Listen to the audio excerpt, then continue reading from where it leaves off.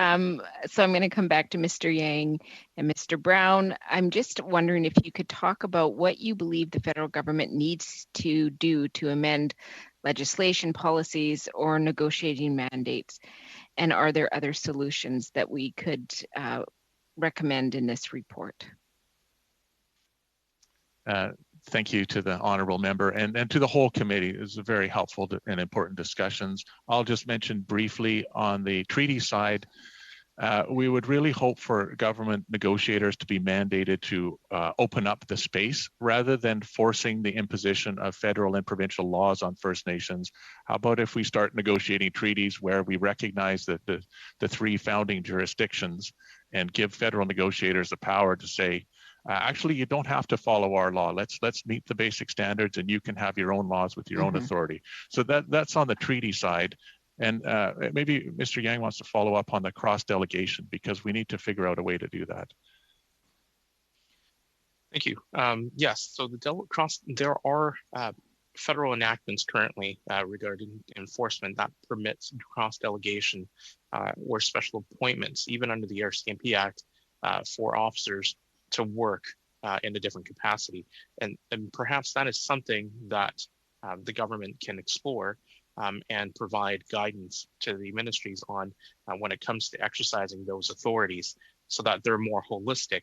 The RCMP is a great example of how they used to appoint special constables in Indigenous and Inuit communities to help them in the enforcement of the laws.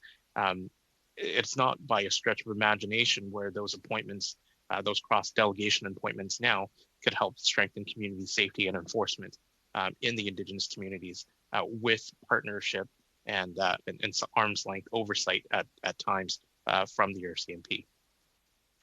Well, and I heard, Mr. Browne said, meet the basic standards and then let the laws be created. I think that's one point that's so important. The other thing we've heard from last testimony from the RCMP is they have the ability to enforce the peace, but often leave the nations themselves dealing with the process. I'm just wondering if you could talk about what that does in the community and the legal concerns that you have. Yeah, that's a really important question. So that drug dealer eviction I mentioned, the RCMP wouldn't come at first. They're good folks, but I think they're confused about what their mandate is, whether First Nation laws are just municipal bylaws or real laws. We keep trying to educate them. But it would help if they received direction that they're real laws and if they would help enforce them. So there's no reason why First Nations should be having to evict drug dealers. We did it. We took steps to protect it. And we said, if you won't come, we'll call 911 when we get there. And hopefully you'll show up. But we shouldn't have to do that. And I'll pass it over to my colleague. Oh, we're at time right there. Okay, thank you.